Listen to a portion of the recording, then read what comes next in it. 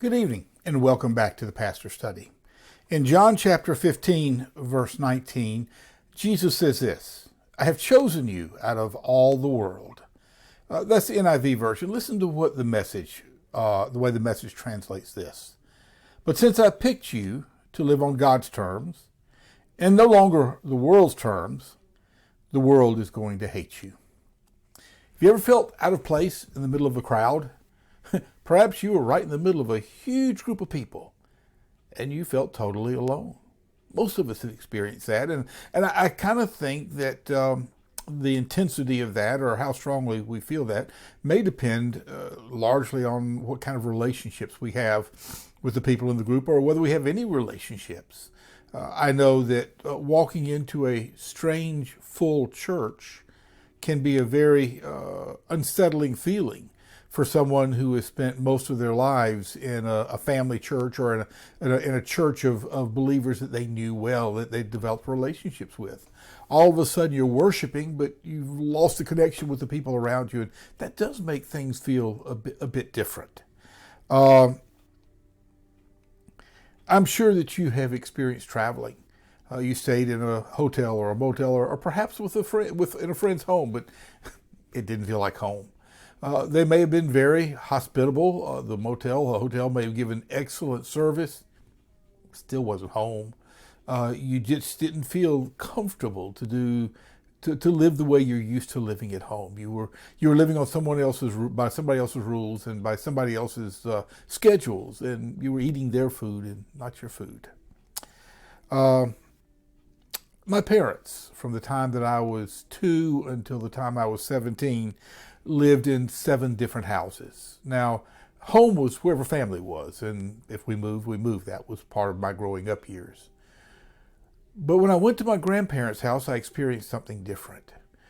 There was a solidity. There was a connection there. I had lived in that home for a couple of years before my mom married my stepfather, so that was home for a period of time.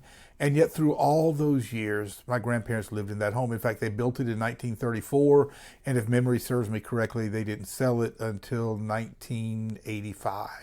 So for 51 years, they lived in the same home.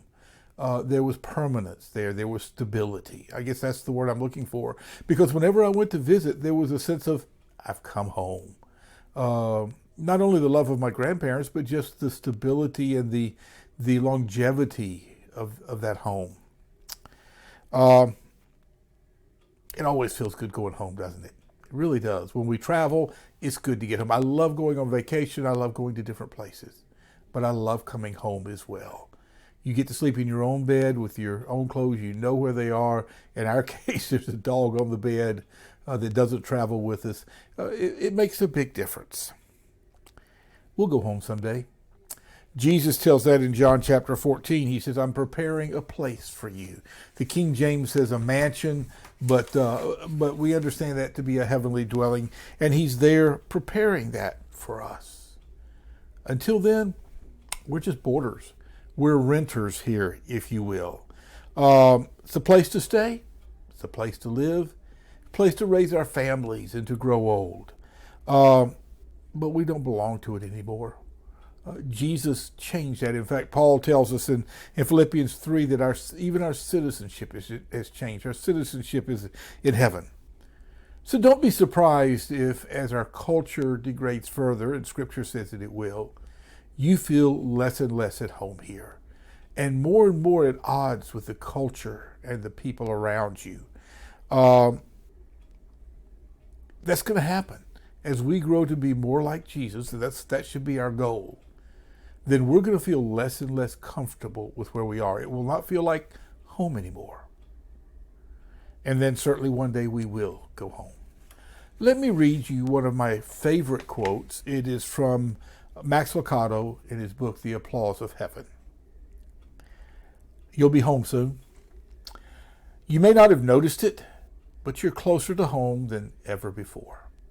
Each moment is a step taken. Each breath is a page turned. Each day is a mile marked, a mountain climbed. You are closer to home than you've ever been.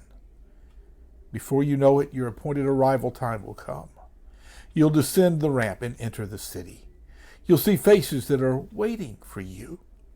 You'll hear your name spoken by those who love you, and maybe, just maybe, in the back, behind the crowds, the one who would rather die than live without you will remove his pierced hands from his heavenly robe and applaud. On that day, we will know we are genuinely and forever home. Until then, we're in our temporary dwelling, temporary body, temporary home, temporary culture. And we need to make sure we keep it that way, that we don't spend an inordinate amount of time trying to conform ourselves to the culture. We're told to not conform ourselves to this world, but to be focused on the next. And I leave you with that thought tonight in the Pastor Study.